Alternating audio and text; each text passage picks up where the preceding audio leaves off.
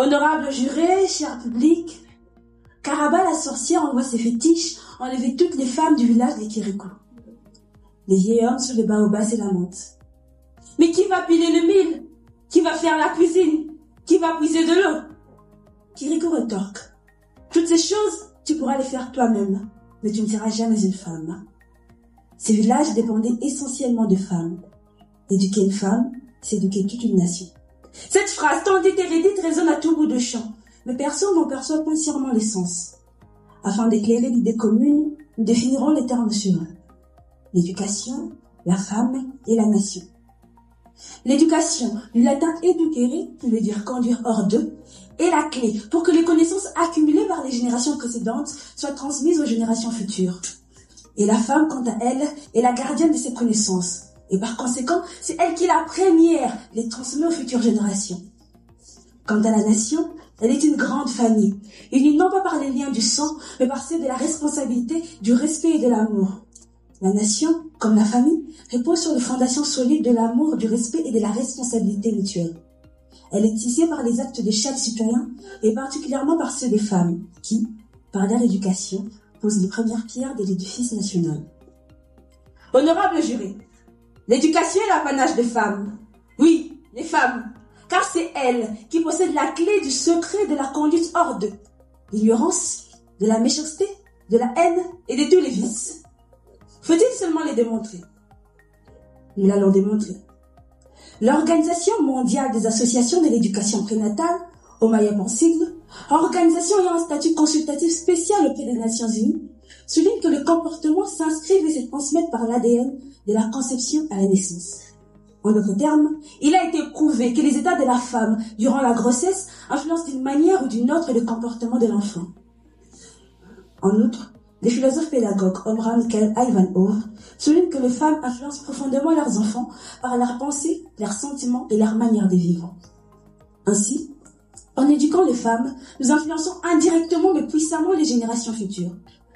Nous avons d'ailleurs l'exemple de Charles Mason, jeune homme charismatique, chef d'un groupe de jeunes marginaux appelé la famille Mason, connu pour leur série de meurtres notoires, et qui, malheureusement ou logiquement, ou mère, Kathleen Mabex, femme ayant des antécédents de vol, de fraude, ainsi que d'alcoolisme.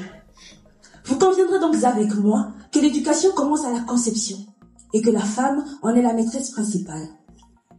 Tenez encore, le comportement est le miroir de l'éducation, parfois même plus que l'instruction. Que dis-je? Toujours plus que l'instruction. Un professeur d'université manquant de courtoisie, d'amabilité, de convenance, serait-on en tort de dire de lui qu'il est mal éduqué? Madame la jury, qui est professeur, j'aimerais bien avoir la réponse. Plus encore, en arrivant ici à Lubumbashi, j'ai eu la chance d'interviewer certains Luchois pour savoir ce qu'ils pensaient des Quinois. Pour les uns, ils sont accueillants et chaleureux. Pour les autres, ils sont discourtois et insolents. Voyez-vous, personne n'osait ne serait-ce qu'énoncer. Ils étaient instruits, ils savaient calculer, compter des 1 jusqu'à je ne sais quel nombre. Justement, les comportements et les reflets de l'éducation. Et puisque le comportement est primordialement forgé pendant la conception, selon le MAEP, eu par la famille, et que l'ensemble de familles forment une nation, donc éduquer une femme, c'est plus encore. Il était une fois un jeune homme qui a un parcours éducatif atypique et marqué de difficultés, mais qui a pu, grâce à sa mère, développer des compétences de base telles que la lecture, l'écriture et les mathématiques à la maison, ainsi qu'une curiosité scientifique. Plus tard, il inventera l'empire. Vous l'aurez sans doute deviné, il s'agit de ce bon vieux Thomas Edison. Thomas Edison était un enfant nul et déficient, qui a pu, grâce à une mère héroïque, devenir les génies du siècle. Ce ne sont pas mes mots, mais les siens. Vous conviendrez donc encore avec moi qu'éduquer une femme ne reviendrait pas seulement à éduquer toute une nation, mais éduquer une femme reviendrait à éclairer plus d'une nation. On m'objecterait certainement que l'on s'est battu pour que les femmes obtiennent une éducation au même titre que les hommes, qu'il y en a même de ceux qui ont risqué leur vie pour cette cause, et qu'une fois éduquées, au lieu d'être à leur tour éducatrices, les femmes sont devenues des féministes, au sens péjoratif du terme bien sûr. Elles ne veulent plus passer du temps avec leurs enfants. Pire encore, elles ne veulent plus avoir d'enfants. En tout cas, bravo Simone Veil.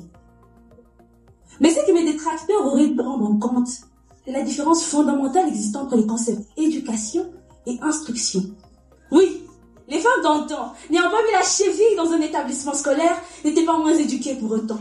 Elles savaient beaucoup, elles savaient davantage sur l'amour, sur la politesse, sur la gentillesse, sur le pardon. Mais force est d'admettre qu'instruite, elles ne l'étaient pas. Et de l'instruction est survenu tous les débats sur la parité, l'égalité des chances, et cerise sur les gâteaux, le féminisme. Il serait donc incongru de rattacher les effets négatifs dus à une instruction manquée au concept éducation qui lui est plus globalisant. Et des instructions réussites, nous en avons eu. Par exemple, Marie Curie, première femme à recevoir un prix Nobel, a été un modèle pour plusieurs femmes scientifiques à travers le monde. Ou encore Merkel, chancelière d'Allemagne durant 16 longues années, a été un modèle de leadership stable et efficace, en influençant non seulement son pays, mais aussi l'ensemble de l'Union européenne. L'éducation d'une femme est comme une goutte de pluie sur une terre aride, nourrissant les racines cachées et faisant naître la vie. L'éducation d'une femme est source de sagesse et de lumière pour sa communauté, sa famille et bien au-delà. Et comme le disait Nelson Mandela, l'éducation est l'arme la plus puissante pour changer le monde. Mais quelle éducation? Celle où chaque génie est un potentiel criminel? Celle où des jeunes passent les plus clairs de leur vie à être cloués sur des bancs à avoir des têtes bien pleines? Nous avons à présent besoin des têtes bien faites sur tous les plans, tant sur le plan intellectuel, émotionnel, religieux et tant d'autres. Et qui de mieux pour manier cette arme que les gardiennes du savoir? Investir dans l'éducation des femmes, c'est s'aimer les graines d'un avenir prospère, harmonieux et équitable. Éduquer une femme, c'est vraiment éduquer toute une nation.